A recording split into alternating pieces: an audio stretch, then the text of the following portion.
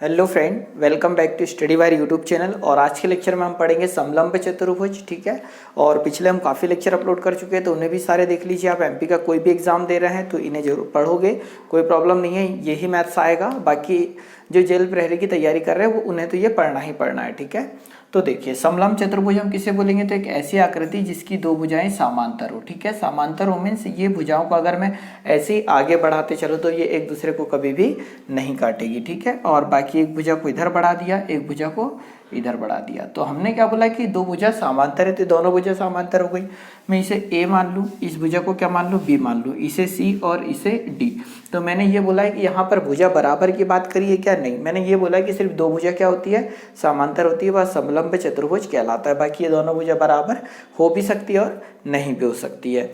ठीक है, अब देखो यहाँ सबसे पहले हम हर एक जितने भी लेक्चर आपने पिछले देखे होंगे हम निकालते क्या है, सबसे पहले परिमाप। ठीक है, और परिमाप मतलब क्या होता है, चारों भुजाओं का योग। जो आकृति जितनी भुजाओं से घिरी होती है उन सभी का योग क्या कहलाता है, परिमाप या पेरीमीटर। तो a plus B plus C plus D ये क्या हो जाएगा, इस समलंब चतुर्भुज का परिमाप। अब ये देखो कि ये दोनों भुजाएं क्या है, समांतर, a और b समांतर है। यदि मैं इस a से b पर लंब डाल दूं, ये लंब डाल दूं और इसको मैं नाम दे दूं क्या, h। क्लियर हो पा रहा है। यदि इस दो समांतर भुजा के बीच की दूरी भी बोल सकते हैं, या इसको फिर हम ये भी बोल सकते हैं कि छोटी वाली भुजा से बड़ी वाली भुजा पर क्या डाला है, लंब डाला है। ठीक है, अब यहाँ देखो, यदि मैं क्षेत्रफल की बात करूं तो इसका क्षेत्रफल का फॉर्मूला अभी तो आपको याद रखना है, ज्योमेट्री पढ़ेंगे तब इसका सॉल्यूशन बताएंगे हम। तो जो क्षेत्रफल है उसका फॉर्मूला होता है 1/2 समांतर भुजा का योग। समांतर भुजा का योग मीन्स ए और बी क्या है, समांतर, तो इन दोनों को जोड़ देंगे तो ए प्लस बी हो जाएगा। समांतर भुजा का योग गुणित ऊंचाई, ऊंचाई मीन्स हाइट या फिर न्यूनतम दूरी समांतर भुजाओं के बीच की। तो परिमाप चारों भुजाओं का योग हो जाएगा, क्षेत्रफल हो जाएगा 1/2 समांतर भुजा का योग गुणित ऊंचाई। ठीक है, ये चीज आप समझ पा रहे हैं। अब यहाँ देखो कि अगर मैं इन दोनों के विकर्ण बना दूं, ठीक है, सॉरी मतलब इस समचतुर्भुज के विकर्ण बना दूं, तो पहला विकर्ण ये हो जाएगा। ठीक है, इसको नाम दे देते हैं हम D1, और दूसरा विकर्ण ये वाला हो जाएगा, इसको नाम दे देते हैं D2। ये चीजें क्लियर हो पा रही क्या। तो पहला विकर्ण का नाम हमने दे दिया D1 और दूसरा विकर्ण का नाम हमने क्या दे दिया, D2 दे दिया है।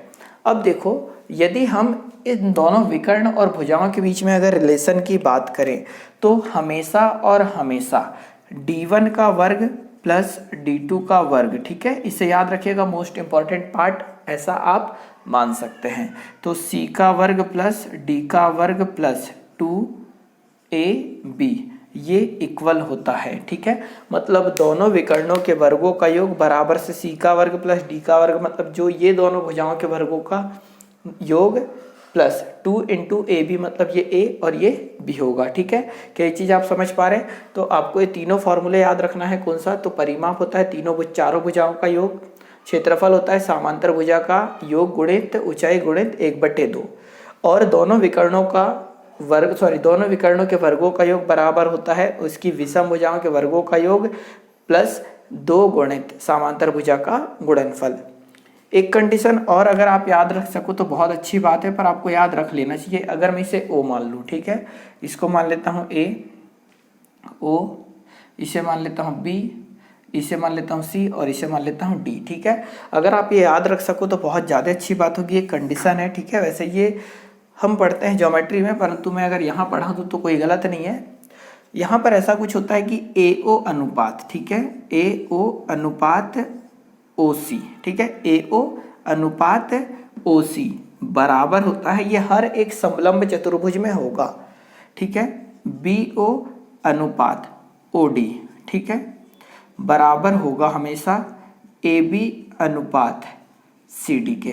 तो ये हमेशा और हमेशा बराबर होगा, मतलब AO अनुपात OC बराबर होगा BO अनुपात OD बराबर होगा AB अनुपात CD। ठीक है, क्लियर हो पा रहा है।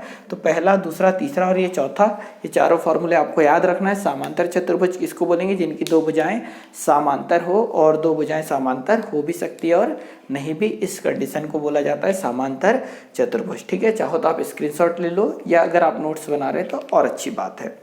अब देखो आगे हम क्वेश्चन की ओर चलते हैं डायरेक्टली।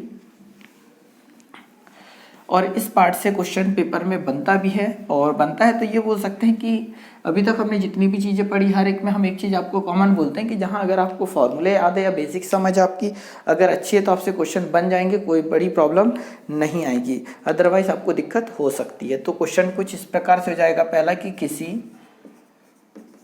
समलंब चतुर्भुज, ठीक है, किसी समलंब चतुर्भुज की समांतर भुजाओं के बीच दूरी 60 मीटर तथा समांतर भुजाओं की लंबाई क्रमशः, ठीक है, समांतर भुजाओं की लंबाई क्रमशः 40 मीटर तथा, ठीक है, 40 मीटर तथा 130 मीटर है, तब समलंब चतुर्भुज का क्षेत्रफल ज्ञात करो। तो देखो ये हो जाएगा पूरा क्वेश्चन कि किसी समलंब चतुर्भुज की समांतर भुजाओं के बीच की दूरी कितनी है, 60 मीटर है, तथा समांतर भुजाओं की लंबाई क्रमशः 40 मीटर तथा 130 मीटर है, तब समलंब चतुर्भुज का क्षेत्रफल ज्ञात करो। ठीक है, ये हमसे बोला है। तो सबसे पहले तो डायग्राम बना लो, ये एक डायग्राम हो जाएगा समलंब चतुर्भुज का। ठीक है, अब यहाँ पर दूरी बोला है कि दो समांतर भुजाओं के बीच की दूरी कितनी है, 60 मीटर। ये वाला डेटा सबसे पहले लेना है, तो हमने ये ले लिया कितना, 60 मीटर। ये चीज़ें क्लियर है। अब उसने बोला है कि जो समांतर भुजाएं है उसकी लंबाई एक 40 मीटर है, दूसरी कितनी है, 130 मीटर। तो इसको मैं 40 मीटर मान लेता हूँ और इसको मान लेता हूँ कितना, 130 मीटर। ये चीज़ें क्लियर हो पाई। तो समलंब चतुर्भुज का क्षेत्रफल निकालना है, और क्षेत्रफल का फॉर्मूला हमने अभी पढ़ा था 1/2 समांतर भुजा का योग गुणित कितना, ऊंचाई। क्या ये चीज़ आप क्लियर है आपको? आगे करेंगे हम सॉल्व इसे, तो क्षेत्रफल बराबर से हो जाएगा 1/2। समांतर भुजा हमारे पास क्या है, ये ए और ये बी, ये दोनों समांतर भुजा है, तो 40 प्लस 130 और गुणे में ऊंचाई कितनी है, तो 60। 2 से काटेंगे तो कितना, 30 आ जाएगा। और आगे जब हम सॉल्व करेंगे तो 40 इसमें जोड़ेंगे तो 4 और 3 7, 170 गुणा में कितना जाएगा, 30। 17 दिया कितना जाएगा, 5100 मीटर स्क्वायर। ये क्या हो जाएगा, तो इस आकृति का क्षेत्रफल होगा। ठीक है, हमसे यही कुछ पूछा था। तो देखो कोई भी क्वेश्चन आए आपको हमेशा और हमेशा इतना ही करना है कि सबसे पहले आपको डायग्राम बनाते जरूर आए। ठीक है, चाहो तो आप इसका स्क्रीनशॉट ले लो या आप इसे उतार सकते हैं। एक क्वेश्चन और कर लेते हैं, देखो सिर्फ और सिर्फ वैल्यू चेंज करके। परंतु आप क्या करिएगा कि वीडियो रोकना यहीं और सबसे पहले सॉल्व जरूर करना, क्योंकि जब तक आप खुद से सॉल्व नहीं करोगे तब तक कंडीशन 20 सेंटीमीटर और इसे हम मान लेते हैं यहाँ पर 20 सेंटीमीटर और 30, सॉरी यहाँ मीटर है ना, सेंटीमीटर, और ये भी सेंटीमीटर हो जाएगा। तो देखो अगला क्वेश्चन सेम बनाया, सेम है और प्रैक्टिस के लिए स्पेशली। तो किसी समलंब चतुर्भुज के समांतर भुजाओं के बीच की दूरी कितनी है, तो 20 सेंटीमीटर। तो ये जो समांतर भुजा ये हो गई और ये दूसरी हो गई, इनके बीच की दूरी कितनी है, तो 20 सेंटीमीटर है। अब जो समांतर भुजाओं के बीच, समांतर भुजाएं जो है क्रमशः एक 20 सेंटीमीटर की, एक 30 सेंटीमीटर, तो ये छोटी वाली 20 सेंटीमीटर हो जाएगी और ये वाली हो जाएगी 30 सेंटीमीटर हो जाएगी। तब समलंब चतुर्भुज का क्षेत्रफल बताना है। तो क्षेत्रफल बराबर से फॉर्मूला आपको याद है, 1/2 समांतर भुजा का योग गुणित दोनों भुजाओं के बीच की दूरी या फिर ऊंचाई। ठीक है, तो 1/2 हो जाएगा। दोनों समांतर भुजा, एक है 20 और एक है कितनी, 30, और गुणे में ऊंचाई कितनी है, तो 20। क्लियर हो पा रहा है? 2 से काटोगे तो कितना आ जाएगा, 10, और आगे सॉल्व करेंगे तो हम 20, सॉरी ये प्लस लग गया, ये 20 और 30 कितना हो जाएगा 50। 50 का 10 में गुणा करेंगे तो कितना आ जाएगा 500 सेंटीमीटर स्क्वायर में। आई होप आप लोगों का भी आंसर यही आया होगा। ठीक है, तो इस प्रकार का अगर क्वेश्चन आता है तो कुछ ऐसे सॉल्व आप करोगे। ठीक है, चाहो तो आप स्क्रीनशॉट ले सकते हो, उतार लिया हो तो और अच्छी बात है। देखिए अगले क्वेश्चन की ओर चलते हैं। और आपको ऐसा लगता है कि अगर लेक्चर धीरे हो रहा है तो आप क्या करिए कि इस वाले कोने में आपको ऐसा स्क्रीन टच करिए, 3 डॉट दिखेंगे, वहां से आप स्क्रीन स्पीड बढ़ा सकते हैं। ठीक है, स्पीड का आपको वहां से बॉल मिल जाएगा और इससे क्या होगा कि आप अपने अनुसार स्पीड बढ़ाकर देख सकते हैं। बाकी की नॉर्मल स्पीड काफी ठीक है। देखिए अगला क्वेश्चन कुछ इस प्रकार से हो जाएगा कि किसी नहर का अनुप्रस्थ काट समलंब के आकार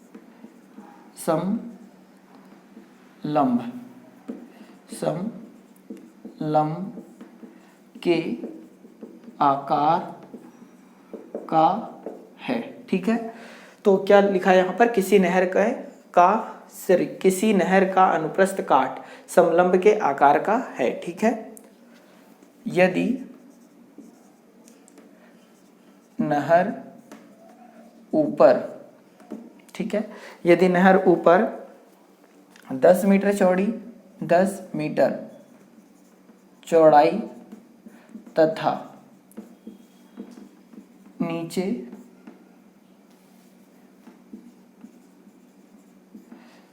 6 मीटर चौड़ी हो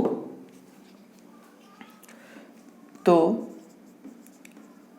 नहर की ऊंचाई ज्ञात करो यदि अनुप्रस्थ काट का क्षेत्रफल।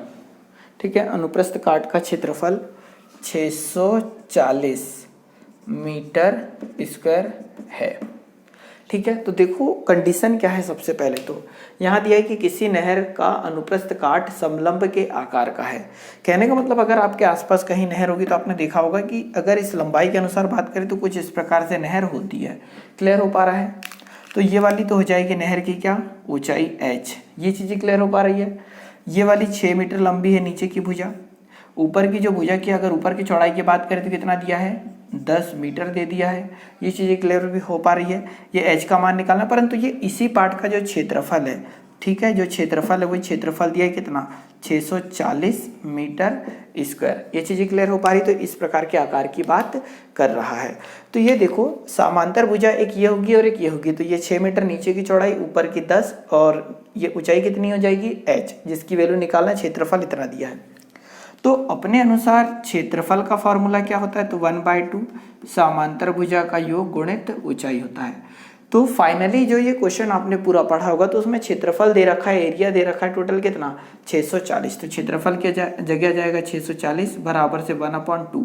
समांतर भुजा कितनी है, एक 10 है और एक कितनी है 6, तो यहाँ पर आ जाएगा 10 + 6 और गुणित ऊंचाई कितना है, तो उसका मान हमें निकालना है जो क्वेश्चन में आप पूछा है।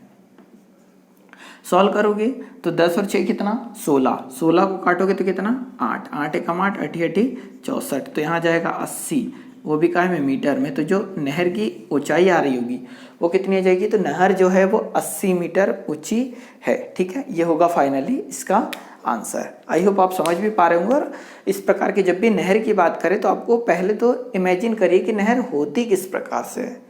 अगर आप इमेजिन नहीं कर पाओगे तो क्वेश्चन सॉल्व भी नहीं कर पाओगे। ठीक है, तो आप जब भी नहर आए तो समलंब की आकृति आपके माइंड में आनी चाहिए। ठीक है, और जो भी पुस्तक आपके पास है आप उस पुस्तक से पढ़िए, ज़्यादा बेटर होगा। ठीक है, वहाँ के अगर जो जहाँ पर भी क्षेत्रफल आप पढ़ोगे, बाकी बहुत सारे चैप्टर हम पढ़ा चुके हैं, इसके मतलब पार्ट बोल सकते हैं, और जो बचे हुए हैं वो हम बहुत जल्द ही पूरे कर देंगे। अगला क्वेश्चन है कि किसी दीवार से यदि कोई दीवार का आकार समलंब चतुर्भुज के आकार का है। ठीक है, मतलब कोई जो दीवार है उसका आकार क्या है, समलंब चतुर्भुज के आकार का। यदि इसकी समांतर